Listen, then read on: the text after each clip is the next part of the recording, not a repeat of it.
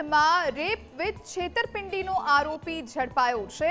લગ્નની લાલચ આપી અને યુવતી સાથે દુષ્કર્મ આચર્યું હતું। પરિણીતા સાથે લગ્નની લાલચ આપી આરોપીએ દુષ્કર્મ કર્યું હતું।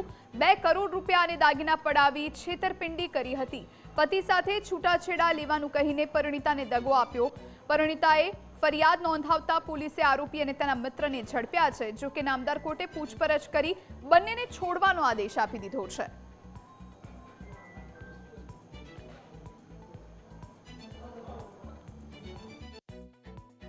ये उदय ने भोग बन्नार को अपने प्रेम जाल में फंसाया और साथ में उससे मित्रता बढ़ाई, मित्रता को प्यार में बदला और भोग बन्नार का सबसे पहले डिवोर्स करवाया। और भोग बन्नार के पास जितनी प्रॉपर्टी थी उससे करीब 1 किलो सोना, डायमंड की ज्वेलरी, 20 किलो जितना चांदी और कुछ केस, ये सब इन लोगों ने, ये उदय और एक इसका दोस्त है वितराग करके, ये दोनों ने मिलके और भोग बन्नार को अलग अलग वहम में रख के वो सारा पैसा और ज्वेलरी उससे ले लिया।